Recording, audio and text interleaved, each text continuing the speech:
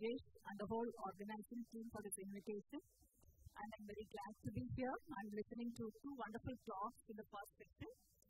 And it's a tough task for me to cover this topic of infections and immunocompromised in 30 minutes, especially with a wider audience, it is not a focused audience.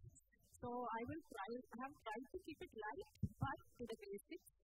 And I'll be open for questions because I wouldn't be covering everything. So today's host is going to be Maugi because I thought I will relate some of the infections and the predators to these characters. To start with, can I have a show of hands of how many are familiar with Jungle Book? So that actually makes the job easier. Let's see how you relate. I have nothing to disclose that is relevant to this topic. So, fever and infections in immunocompromised hosts is like Jungle Book. The Mowgli, if you think, is the most vulnerable person. Similarly, any immunocompromised host is the most vulnerable patient. And always surrounded by predators, which we call as immunosuppressions, or it can be in the form of infections. And we will have some helping hand to our physicians and some of the drugs.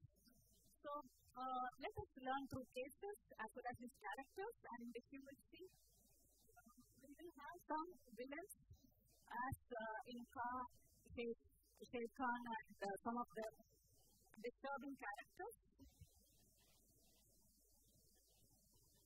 So first half of my session will be just an introduction to the immunity aspects, and the second half will be case-based, where I want an interactive audience participation so that we can understand that you have understood what I have said in the first half. So, broadly, immunity is divided into innate and adaptive, and innate is the body's first defense, and it is non-specific. It just clears whatever comes in the way. It may be a foreign body antigen or an infection. And adaptive has two components, mainly cellular and humoral. Cellular is mainly by the cells, monocytes, neutrophils, natural killer cells, and lymphoid cells, whereas humoral is by complement antibodies. So, the innate immunity actually initiates and modulates the adaptive immunity through various cells, most importantly the antigen-presenting cells of the APC. So, innate is like the wolf, which was first protected, and the two arms of the adaptive immunity you can visualize as the bear and the tiger. So, innate immunity, you can see the bacteria coming in, and the first immunity is, always remember, it is the mucosal and skin barrier. It is not the cells, the mucosal and the skin barrier. Because we have a lot of challenges when the patient is neutropenic and has mucositis. The first immunity is the skin and the mucosal barrier, and then you have different types of cells coming in, and the most important cell is granulocytes, which can be neutrophils or eosinophils, and they congregate at the site of inflammation, followed by macrophages. And granulocytosis is due to release of extra cells from the marrow, and almost many of the chemotherapy drugs act by suppressing this. So, you have neutropenia because of marrow suppression. And remember, when you have neutropenia, the main problem that you have is infections due to bacteria, which can be gram-negative or gram-positive. And again, another important cell of innate immunity is the natural killer cells or the NK cells. And these are cytotoxic lymphocytes of innate immune system, and they respond very quickly and clear off at the first instance. So they are super fast, and replacement of NK cells by monoclonal antibodies and during HSCT contributes to the overall susceptibility to viral and probably fungal infection. So, monocytes is again a part of innate immunity, and it's one of the largest cells that is why I put Hardy as a comparator. And these monocytes again are important for the immunity, and they contribute to rapid response just like NK cells. And there's something called tissue macrophages. And these tissue macrophages have to be stimulated and then they act a little slower. So in conditions where there is monocytopenia, which is actually can occur together with neutropenia, after cytotoxic chemotherapy, it contributes to not only bacteremia but also fungemia. So coming to humoral immunity, we have talked about the adaptive immunity, innate immunity, and now we're coming to the adaptive immunity. One arm is humoral immunity and the spleen, where opsonization occurs. Opsonins are proteins that attach to cells which can attract the cells to kill, and opsonization is happens in spleen. So think about the bat helping the Mowgli, and that is the spleen and the humoral immunity. So this is again adaptive immunity, that the other arm, the CMI, where the generation of T-cell memory happens, and it is a work of everything. So if you imagine,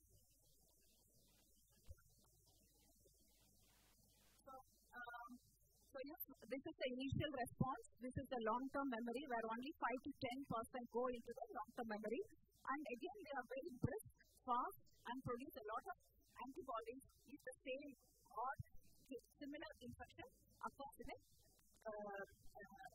the timeline of the person. So again, impaired cellular immunity can result in infections due to viruses, fungi, and most importantly, intracellular pathogens. Examples are Listeria.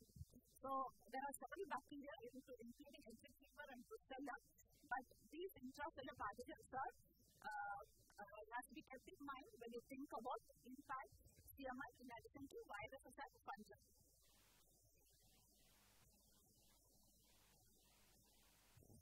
And a point about mucosal barrier injury, as I said, please consider the cut mucosa as well as skin as an important, actually it's an important immunity for us, and any barrier injury which can result in bacteremia as well as candidemia, and even in immune compromised cases, we have aspergillus and other rare fungus getting into the blood. So this is an important table which I see repeatedly showing in the next graph. So if you look at myeloma and chronic lymphocytic leukemia, it is mainly hypogammaglobulinemia, and this is due to deficient B cells. So there is a lack of antibodies, and if you look at the bacterial infection, that is pattern of bacterial infection is usually capsulated. Pneumococci, H. flu, and Listeria. Look at the third row, that is AML and including high cell leukemia. So here, the granulocytopenia is the most important thing, and this is due to the lack of neutrophils, and here the extracellular gram-positive and gram-negative bacteria are common. This is the first thing that we said in innate immunity. What happens is granulocytopenia, and that results in bacterial infection. The next is Hodgkin's, where abnormal T cells, so there is lack of T cells. So the CMA is reduced, so again what happens is virus, fungi, and intracellular bacteria. NHL, again granulocytopenia, and glucocorticoid therapy also, again T cell, and to some extent there are B cell also. So the most common infection identifies pneumocystis, but it is not limited to that, there are several other infections. Then comes barrier protection, like colon cancer, barrier protection. Apart from candidemia, think about strep bovis, which is now Candidus gallimimus, which can cause invade the bloodstream and even can cause infective enterocolitis. If you get strep gallimimus in the blood, we have to screen with colonoscopy for this bacteria. High cell leukemia, again abnormal T cell function, and there is a definite deficiency in monocytes and macrophages. So that puts the patient into risk into intracellular infections, Mycobacterium tuberculosis or NTM, and cryptococcus. So this slide will be repeated. So with this you can answer the cases in the next part.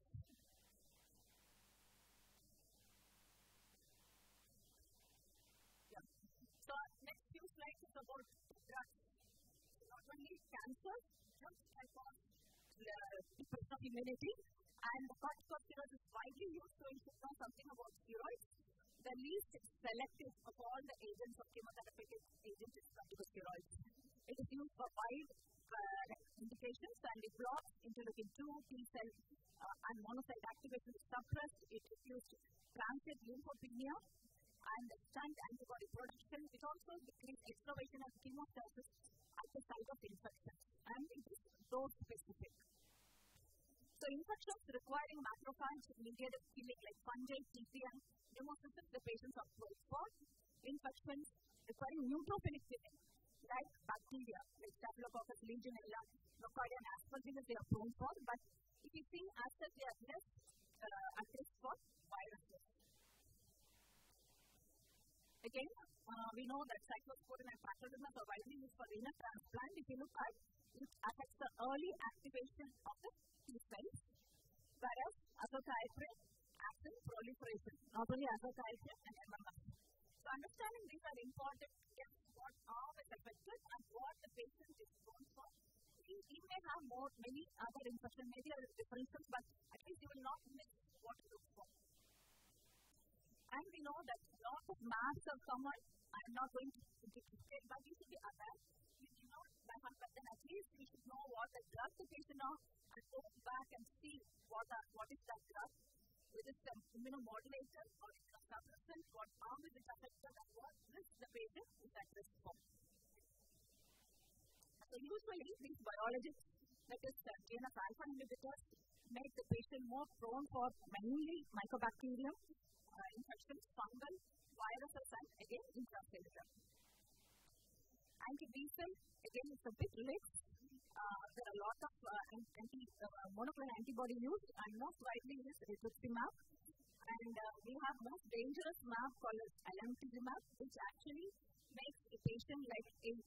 It not only blocks the B, but also the CD4. CD4 cytopenia happens and it behaves like AIDS. So we should know the agent, and then even if we don't know the infections that is caused by, we can understand by learning. So important infection by use of anti-B-cell or bacterial infections, but more than that, you should always screen for hepatitis B before you start always drugs, hepatitis C, and herpes CMV and PCP. The newer chemotherapeutic agents. So mainly we know the purine analogs, which actually causes severe bone marrow suppression of neutropenia. But we have a lot of newer tyrosine kinase inhibitor. Again, it is all more of immunomodulator, which you should be aware of. And the risk of infection with each agent is different.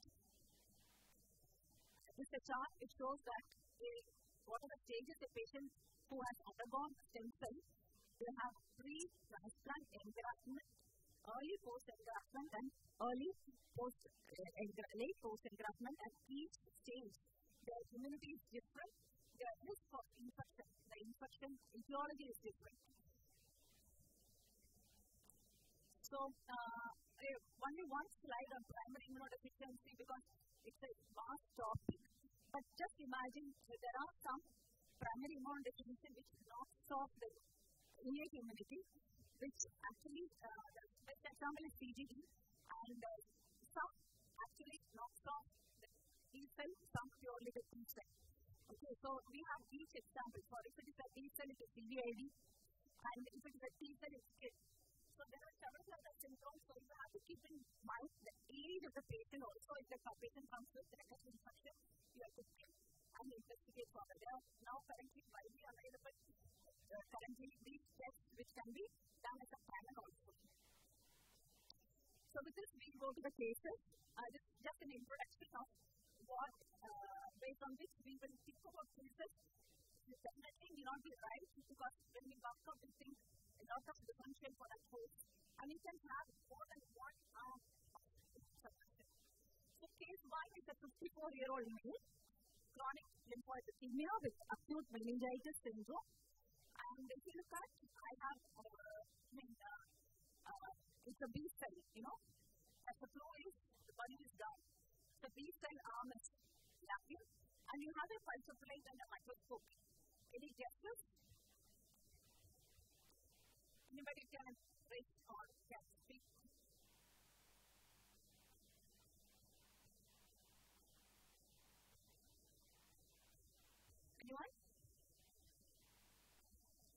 is a pneumococcal. Okay, so it's an encapsulated bacteria. You can see the glistening plate and the enterococci, and this is pneumococcal. So, as such, we have discussed that in hypogammaglobulinemia, it is encapsulated bacteria. So, in CLS, there is a globulin. So, this is a slide which I will be projecting again. So, hypogammaglobulinemia, and you have also other conditions, myeloma again, can cause. And splenectomy or functional ischemia, where patient can have splenic infarction, or you can pulmonary thrombosis, can embolize. All these are functional ischemia and drugs, that is monoclonal antibodies.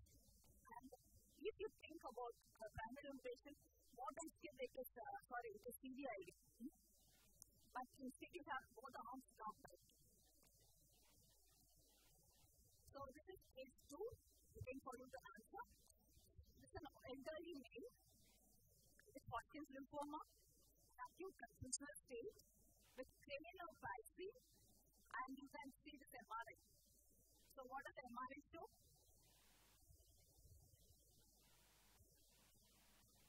It shows that there is a brainstem involvement. So we call it as Roman capsulitis. And what all bugs can cause Roman capsulitis? Very good, I got an answer. So this is the culture plate. Again, it shows some small gray colonies. And then when you look at the light in the hemolysis, which is similar to streptococci, pneumonia. And then when you see the gram stain, you see gram-positive bacilli. Okay? So CSF, CSF again was cellular lymphocytes. Like cultures and AAV screen, viral screen, everything was negative, but it showed gram-positive bacilli. So it was a case of Listeria meningitis, which is very known to produce Roman capsulitis, just like enterovirus, just like meningitis. So here, this patient, the host is a Hodgkin's lymphoma, where the main arm that is affected is T-cell. And similar to this, you have Hansen leukemia also behave similarly. And the other risk factors for Listeria is pregnancy, extremes of heat, and drug-induced immunosuppression. You have a lot of that, especially the microphenolate mosquito, which are reduces the T-cell. And the HIV, surprisingly, we don't find much because the patient is already for the non-small prophylaxis. So even though they are actually AIDS patients likely to get, because they are on prophylaxis, that is maybe the reason why they don't get this. So just think about Bahira being knocked off. So that is T-cell for you. The third case, in an elderly male, post-renal transplant, 1 year, is on track, tacrolimus, MMF, and steroids. Yes, presented fever, headache, and vomiting. And what you find in the imaging and what the correct therapy will be given.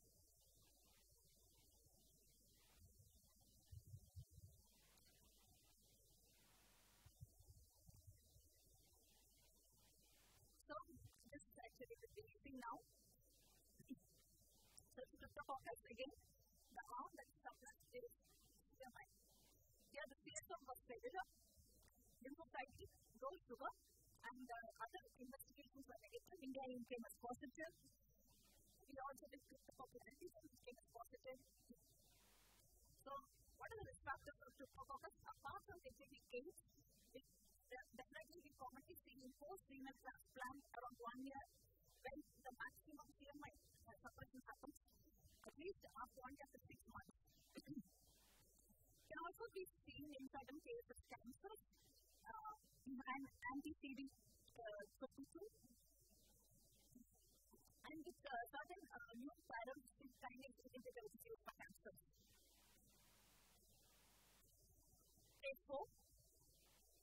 Yeah, 6-year-old male with cytopenia and splenomegaly. You can see a cavity in the lung and a hypersphere and a clue.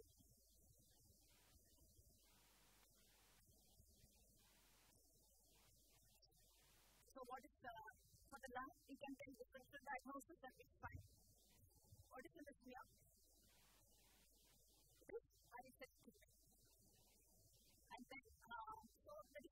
area of differential will be. So it is as we have discussed this earlier, you will find profound monocytopenia. So as a result, you will also find that there is lack of macrophages. And that has the patient prone for mycobacterial infections than any other infection. So the activation of macrophages depends on interferon, which is produced by T cells, and in Hairy cell leukemia, you have monocytopenia, decreased interferon, and as well as a therapy for Hairy cell leukemia make them more prone for opportunistic infection, especially in mycobacterial infections. So other conditions which make a patient prone for mycobacterial infections are all which is related to T cell defect. You can have even primary immunodeficiency syndrome, you can have it. So you will find in Hodgkin's, you will find in Hairy cell leukemia, you will find AIDS when they have severe CMI reduction. You will also find in certain inherited disorder which I told, like SCID and certain drugs get positive. And in otherwise healthy individual, you will find in bronchiectasis patient, NTM. Case 5, it is an ALN patient, is neutropenic, high-risk neutropenia, fever, and pleuritic chest pain. So you find a peripheral nodular shadow and with a halo around. You can also have reverse halo in some cases. So if you have a picture of this, again your differential will be not only fungal infections. You see halo sign, you think about aspergillus, and depending on the stage of imaging, you may have reverse or halo, otherwise you will think about mucor. But also keep in mind TB, non-tuberculous mycobacteria, such as bacterial infection like Nocardia, Legionella, which can behave differently in immunocompromised. And also some bacterial infection like Pseudomonas and Staph aureus. So, as expected, this patient's culture, tissue culture grew aspergillus, and the HP confirmed it. So sometimes you may have to have multiple ways of finding sampling in such patients. If the platelet and the bleeding risk is not there, you should go ahead with the diagnosis. Otherwise, you will be empirically treating with multiple drugs. So the point is, any patient with granulocytopenia, they have high risk of invasive fungal infection, including reduced CMI. So, any patient currently on severe neutropenia, we have a protocol of adding anti-mold prophylaxis. It's not anti-fungal like fluconazole, it is anti-mold prophylaxis that is required in the form of posaconazole. So, these are the highest risk for invasive pulmonary aspergillosis apart from bone marrow transplant as well as solid organ transplant patients. And in PID, when you think about CGD, chronic granulomatous disease, you think about, apart from TB, you think about fungal infection, especially the mold infection.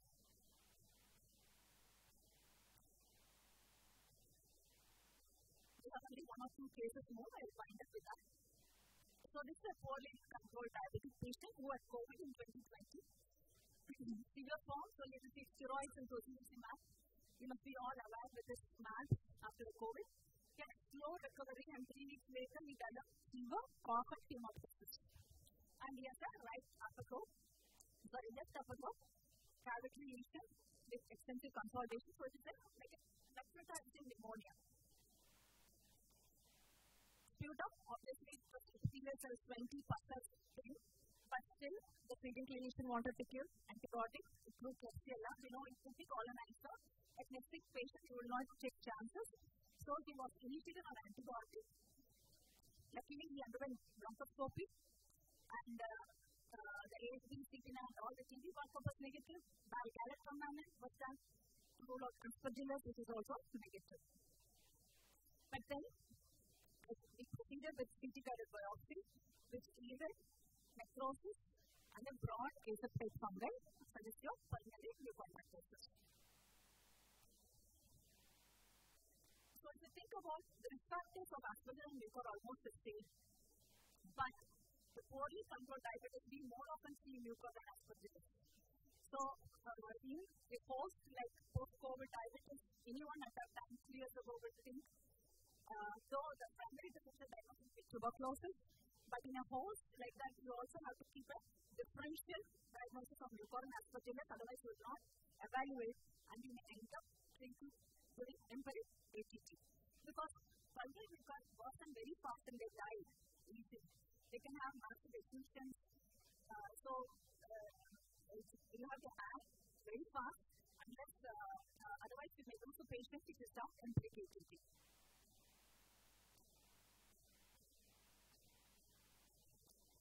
Again, granulocytopenia. Neutropenic patients are at high risk not only for candida but also for invasive molds. This is the last case. The host is a post-liver transplant who underwent transplant 10 years ago. And then he had rejection, so he had pulse, little breath pulse. And after that, he was on tacrolimus and MMF for some time. And he also had poorly controlled diabetes. So you can see that he is severely suppressed host, mainly the CMI, the T cell, and he was on Cotrimox for prophylaxis. And he was CMV IgG positive, so he was not on prophylaxis, he was kept on preemptive therapy. That means he will check now and then and treat whenever is required. And he was on acetylcholine prophylaxis for initial 2 weeks for the purpose because of the severe immunosuppression in the initial phase. He was also started later on INS prophylaxis because his TB, ATTP test was positive and TB was ruled out. So this patient presents a month later with this rash, abdominal pain, fever, and we know that they have generalized maculopapular mesh. He also had mild transaminitis, leukopenia. There was no pneumonia associated. So when you think of this, you will definitely think about viral infections. You will think about drugs because he is on Cotrimox, so you will think about allergy. But the timeline is he was on Cotrimox for some time, so you will not think that as the first differential. And rejection. Always remember DVHD in pulmonary transplant rejection presents a generalized rash. But in the liver transplant is the organ that is usually affected. So it is usually transplanted goes up. And they can have, if they have post versus transplant with disease, then they can have rash. So this is all our immune-related rash is also a differential. And with this, we proceeded further with evaluation. And the serology for measles, CBV were negative. INS and Cotrimox was stopped, suspecting allergy. He continued to have fever. PET-CT was done. And CMV, by the time the result came out, very high, 22 lakhs. So he was started on IV cyclovir. Immunosuppression was reduced and he improved. So always remember, when you have an opportunistic infection, you have to reduce opportunistic immunosuppression at any cost. There may be a threat of rejection, otherwise the patient is going to have a bad outcome. So this is the timeline. I'm not going into the details, but in the first few months, weeks and months, it's always the organ-specific infection or nosocomial infection. And after 6 months, the patient will have opportunistic infection. Usually, you will start the CMV prophylaxis, all those prophylaxis, and they are at risk. And after that, it's usually a nosocomial community-acquired infection or a relapse of opportunistic infection, depending on rejection and post-immunosuppression. So when the patient feels well, he may go out on trekking and he's at risk for several community-acquired infections. So you have to go by the timeline. Here, the patient falls in a period where it's at risk of CMV. So that is not the end of the story. This patient improved, and then he came back with fever, headache, and cough, and lung infiltrate. You can see that there is acute interstitial pneumonia-like picture. Both sides of the lung have ground glass opacities. By this time, he was on immunosuppression. He was on CMV prophylaxis because he has just recovered from CMV. He was hypoxic. So our differential diagnosis was first respiratory viruses, second PCP, drugs, radiation.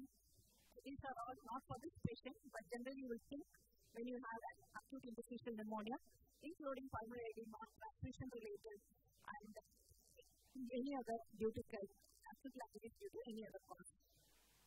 Here, initial workup are all negative, including the viral panel and CMV. Then this stain, the PCP stain, and the PCP-PCR is very high.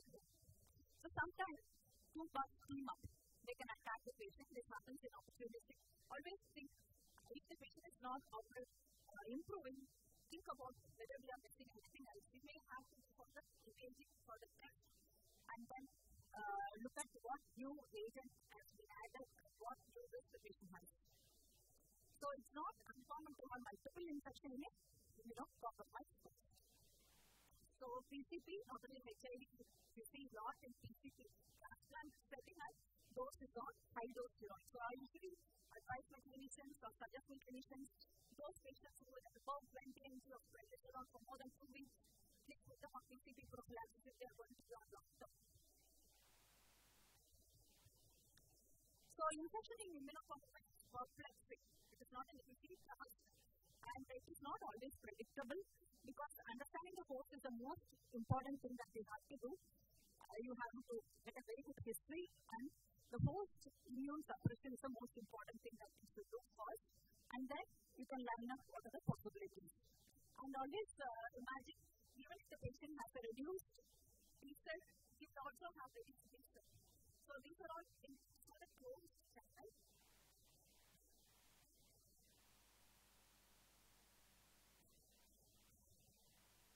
And general principle is a good history. And you have to repeat history at several times, at several points in time. And post immune defects, you have to classify net rate of immune suppression. How much is it? What's the timeline of the transplant? All this. Be aggressive in backup. You may need empathic therapy pending on diagnostic results to come. More than one infection can occur. Drug interaction also keep in mind. And then once infection is confirmed, you try to minimize, because there will be a lot of drug interaction, especially the patient is on tacrolimus or several other drugs. And sometimes you have to think out of the box. That is how we diagnose GVHD and so on. When you think about CMV, it will be GVHD. So prevention also is better, because the slide I think it's not animated. What you have is you have to think about vaccines, which are different. If you give vaccines, you can have a happy life than be cured of your predators. And always think about infection mimics. I will not touch, it's a huge topic by itself. Unlike disease can be an infection mimicker, like autoimmune disease, drugs, like tyrosine kinase inhibitor can be infection mimicker. GVHD, rejection, thrombosis, hemorrhage, and transfusion. Take home message, you have to be vigilant, and you have to rescue a patient quickly, because these are immunocompromised, and infections can be deadly. And that is with that I will stop. Thank you so much. Thank you, Dr. Rangilakshmi, for the excellent, vivid presentation. She has given an overview of the common infections and uncommon infections that occur in the immunocompromised phase. But you have to keep in mind that infections, if they present with fever, okay, we think of infection. But in immunocompromised individuals, they may present without fever also. And the problem comes. Thank you once again.